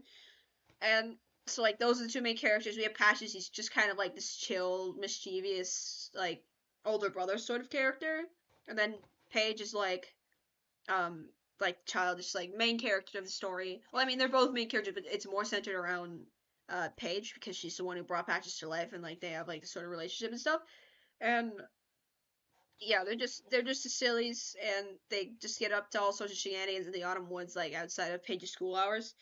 And then we can get into Bushkin. So Bushkin is a character that comes in from the pumpkin patches, and the pumpkin patches is just like a group of like weird like children who live there, and they're just like they're all like they're just like the pumpkin patch kids. They just like exist there, and they're kind of like the fairies, or like the only way I can describe it is like the fairies of the pumpkin patch, where they're like the guardians of the pumpkins, and you have to go there and you have to just be nice to them and they won't cause you harm, but if you cause them harm then they will smite you, sort of thing. But in like not like in a violent way, as in like you'll have really bad luck for a little bit, in a sort of way. Like I said before, this is a wholesome series. It's not it's nothing horrible. And Bushkin is just like the only one that really has a name. There's like a whole bunch of other ones that live in the pumpkin patch, but like Bushkin's the only one that I actually did, and they have like candlelight eyes and stuff. So like their eyes flicker like fire and that sort of thing. And then we have Fiona, or also known as Miss Hawthorne. She's like the grandmother of the Autumn Woods. She'll make you pies, and she'll make you cookies, and she'll make you hot chocolate and stuff if you come over to her house. And if you give her cookies, and she'll just be like really pleased about it. She's just like a really nice sort of like mom figure, and you could find her like collecting acorns or something, or making pies, and uh like knitting clothes and things like that. So she's just like the wholesome, like the wise one pretty much in the story. So usually like they go visit her if they need like advice or something, or if they want to go get cookies or something, or if they need someone to stay that isn't Paige's place, because I don't think you want to see a living scarecrow in a suburban environment outside of the forest. Okay, bye bye. And yes, Miss Hawthorne can be your mom if you wanted to. So yeah, it's just kind of like, yeah, wholesome, wise, motherly figure in the Autumn Woods. And then the last one we have Pepper, sort of mischievous, like little black barn cat guy that minds his own business, and tries to be like sly, and tries to be gruff and mean and stuff. And generally, it's just kind of like he tries to be like a bully and stuff, but he's really just like a sweetheart underneath that, and he's just kind of, yeah, he's yeah, it's just like a bit too proud, but still really nice and has the best intentions. So yeah, that's the Autumn Woods. I've yet to add more characters. I probably should do that before Autumn ends this year, because it's been a couple of years since I've developed this world. But yeah, we have these are the wholesome ones. I prove it to you. I told you. I have characters with no trauma. I have wholesome stories. This is the proof. This is the proof. I'm not a horrible person. You can't hold that. You can't hold the fact that I have a lot of traumatized characters against me, because I have characters who are in fact part of wholesome storylines. You can't. That is not a valid argument. Okay, game universes. Minecraft first. So most of these characters like can be used even outside of a Minecraft setting, just because like I usually do use them outside of a Minecraft setting. And so like we have, yeah, they were originally meant for Minecraft, but they can be used outside of a Minecraft setting. The same thing that happened with loading. So we have Area and Flake. These are both Farlanders. Um, and I recently like redesigned them both. Uh, let me find their full bodies. So now they're just like, ignore that. I forgot Area's original name, and I didn't want to go check. So we have Flake is like the more aggressive one. Flake's relatively big for a Farlander. Generally, Farlanders are about like, I don't know, like 3 feet long, maybe a bit more. I don't remember. We need to actually develop them and give them the species sheets so that people can make some if they want. And then like Aries, the smaller one, less aggressive and like just generally like more curious and like friendly than Flake is, and Flake's just like kind of like yeah, just aggressive and stuff. Like they're literally just animals. Like these two are literally just animals, and so is Snaily. Snaily's just a snail that's like way too big, has like flour on its back, and will eat your flesh if it attaches to you. It'll eat your flesh, and you won't feel the pain until you remove Snaily because of a toxin that their body secretes. Um, yeah, that's it about Snaily. So we have three of them done. So Axton is like, I'm just gonna wait for it to load up. Axton is a like creature. Hello. Hopefully the stream isn't dying. And Axton is just like a monster. They're just like a creature, and they just like that's literally all there is to them. They're a creature that like chitters a lot and uses echolocation and stuff.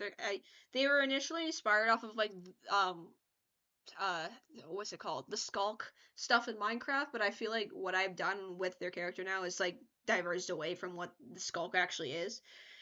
um and maybe not, I haven't actually like looked into it really, but his body is like, this is all like amount like moldable material, like it's not actually stuck like that. They can shapeshift, all the sparkly stuff can shapeshift, so, and like all the stuff that is not sparkly is like actual like organic material, and then this stuff is like just like the shapeshift stuff. So they can like mold other arms into one, or they can like have a whole bunch of fins if they wanted to go swimming or something. So that's sort of Axe's whole thing. And they're really aggressive, and they will try to eat you if they get close to you. So yeah, that's really it for Axton. Their weak point is just like their gills, because they breathe with those, and if you grab them, then they can't really breathe with them really well. So that's it about Axton. Okay, Dizzy is hang on. Where's her? I know I sent myself the Dizzy thing, so just let me just find it. Dizzy is a explorer with a bunch and she has a bunch of gemstones growing out of her skin. And where is it? Hang on. Where'd it go? You can't hide from me. And yeah, please, where is it? Wait, hang on. Where did it go? It just disappeared. No, never mind. I found it. So this is Dizzy. She has like all of those gemstones are embedded in her skin. So she just, yeah, she's just an explorer that has a lot of gemstones in her skin, and she generally doesn't like that because they get in the way, and they break easily, and they can like lead to uh like bad things happening. Don't eat Dizzy, please. Don't do that. And she's generally like pretty skilled in terms of like combat and stuff. And she's just an explorer. Like there's not really much else to say about that. A really stylish explorer because she's just covered in gemstones, really. Um, so yeah, just a very sparkly explorer, I guess. And then we have Hudson and Soso.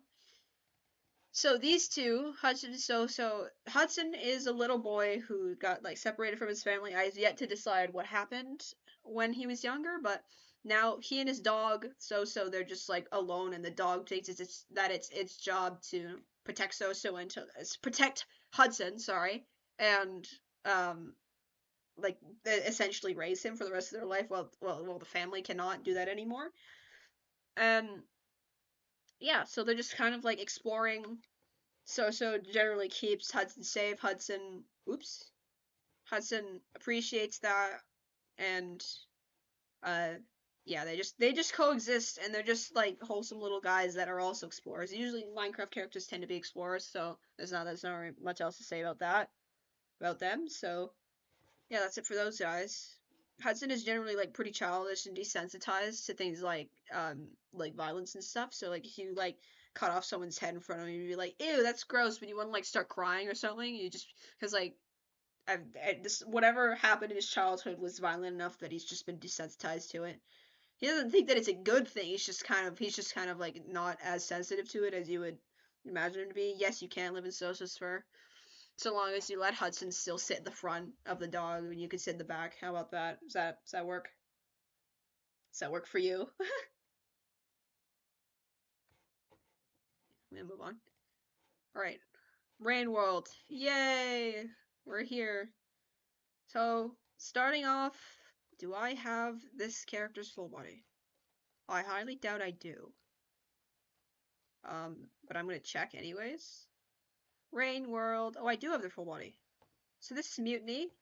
Mutiny is a scavenger that is like that can only be described as like generally really dangerous and really like way too yeah, they're just a really dangerous scavenger. Just like take an elite scavenger. Imagine that the elite scavenger is like um is also an evil genius, and then you have Mutiny.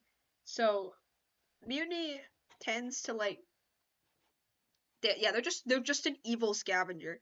And you see like in their back these are Mirosbird beaks, so like she can uh they just like they engineer a lot of like really dangerous things like Mirosbird beaks are like spears with vulture grubs attached to them, so that like when you get hit by the spear, the vulture grub goes off, and then it'll summon a vulture even though you have a spear sticking out of your back.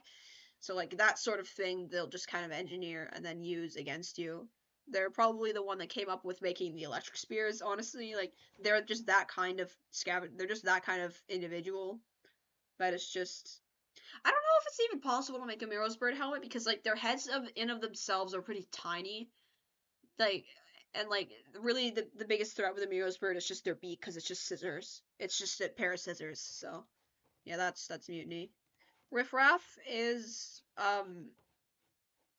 the just like a stupid scav, and I just made them because I was really into Rainbow, and I was like, what if I just have a stupid little guy? So I made Riffraff into a stupid little guy. Their eyes tend to like uh roll out of sync like that a lot, as you probably saw in like the wiggle animation meme on Scratch. But yeah, they're just like a silly, stupid little guy that's really fuzzy and really likes collecting things like garbage, which is why they have like strings and like nails and sticks sticking out of their fur all the time. So, sure, if you give them a portal, they will appreciate that portal and they will be your dog.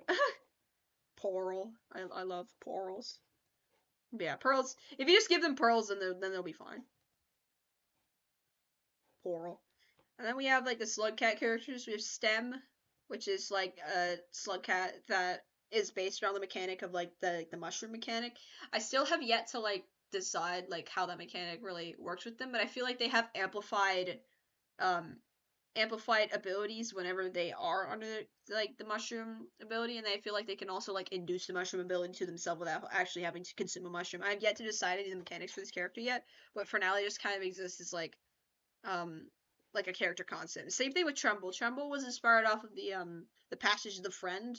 So they're like Saint, except they can eat bat flies, and they also like they can also like all their reputation with lizards is the highest, and I I feel like they could also ride lizards. I don't remember what their original mechanic idea was, but I feel like they can ride lizards because insane. Like you have to be able to like traverse pretty like well, but without Saint's tongue, I feel like Tremble would have to like get help from other creatures around them. So that's why they're just the friend.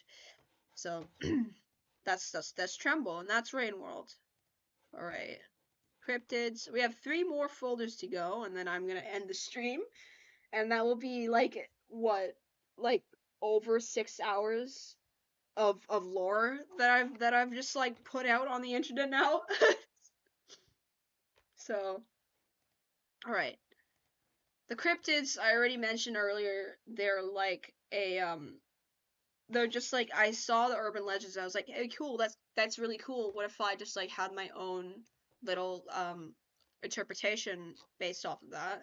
So I did my own little interpretations based off of that. And Julia and Bloop, Julia and Bloop are also they are inspired off of like the Julia and Bloop sounds that have been recorded. They're like some of the loudest sounds that I recorded in the ocean, and yeah, they're just really loud. So I was like, Julia is actually meant to be as far like connected to my like some mechanophobia. Hold on. And it's like fear of like man-made things underwater. It's like I don't like those. These images make me uncomfortable. So I was just like, let's make a character out of spite. So now we have Julia who hangs out around those kind of like giant underwater man-made structures, and then Bloop is just like really.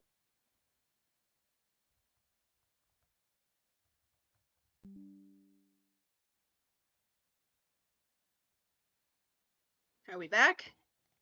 I think we're back. Yeah, we're back. Okay. Yeah, Bloop is just big compared to Julia, and Julia's more cryptic and dangerous. And yeah, that's really it for these two. They're just kind of like my only two like oceanic characters that do exist. And then we have Chupacabra, who is like based on the Chupacabra legend, where they're like basically just like a rotting rabid animal that is like really aggressive and probably rabid, and it's just like really ferocious and really aggressive, and like lots of their tissue is missing and stuff. But they're just like the family dog. So yeah, vicious little monster thing with a lot of missing flesh and probably shouldn't still be alive. And then Flowerwood's monster um is like uh yeah, she's like a cryptic, like kind of like stoic sort of robot thing that kind of gives mom vibes when in like proximity of any of the other cryptids, because they're kind of like all friends. And yeah, she's just generally like kind of intimidating and stoic looking until like you gotta get to know her, and then she's kind of like the sort of like aggressive mom friend sort of thing, and she's just kind of, yeah, she's just kind of scary, just a little bit. And she's just, yeah, she doesn't really do much, really. She just kind of looks after the other like Mothman and Nathaniel, which I'll get into in a second. Um, Oops, Nathaniel is one of the night crawlers. The shorter night crawler actually in the videos, because in the videos you commonly see the night crawlers depicted like in um in pairs, and there's one of them that's bigger and one of them that's smaller, and in my mind Nathaniel is the smaller one. And they just kind of like walk by it, fastening their feet to the ground and then like moving that way. So there's Nathaniel for you. And they're kind of like, both of these two are just kind of like kind of like childish, like dumb little monster things. Same thing with Mothman. They're just kind of like a monster that does their best. And yeah, they're like a cross between like a bird and a moth. So you see like they have bird legs and feathers and a bird tail, but they have like the um moth torso and moth antenna and face.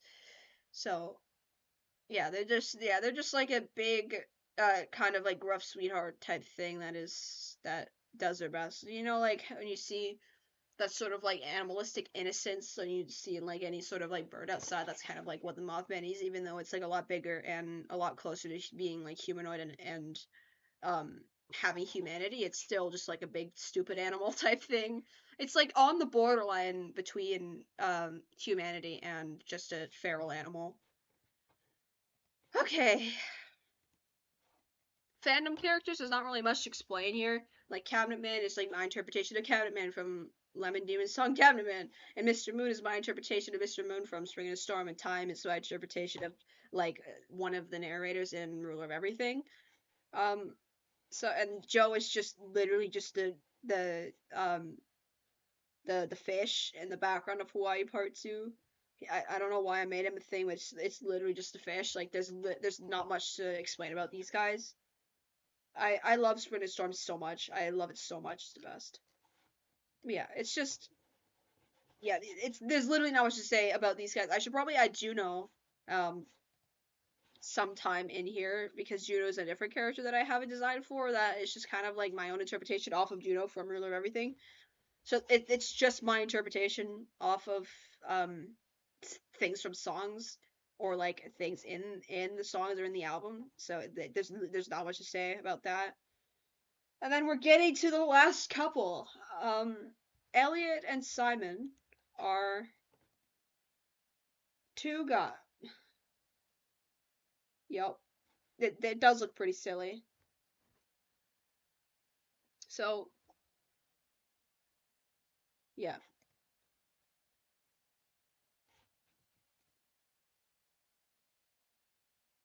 yeah. Um, yeah, Elliot and Simon are two characters um that I made for a roleplay a while ago, and I just never really finished up their story or elaborated out on their story or anything. So I'm gonna probably do that sometime in the future. Um, just because like I like their designs and I like the idea of them together. They just don't really have a place in the story yet, or like or in a story yet, or it probably won't for a while until I have enough time to like work them into their own story. Because they're kind of like disconnected from Badger Finnick, and I can't really think of anywhere they could be inserted in the same way that they like in the same place that they serve in the roleplay that I had with them. So maybe one day I'll get to these guys and I'll actually develop them further, and they'll actually be working characters that I can actually use. And the very last one of all of this is Laika.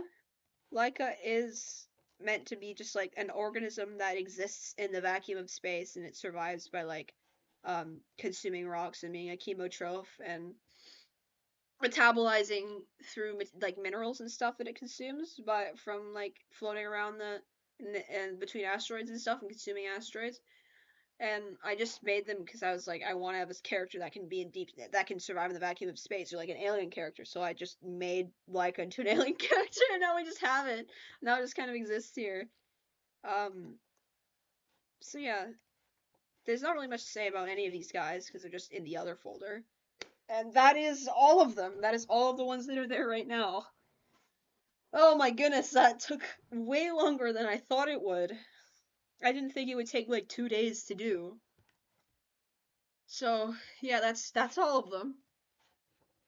I'm probably gonna end stream so I can do my own thing for the rest of the day.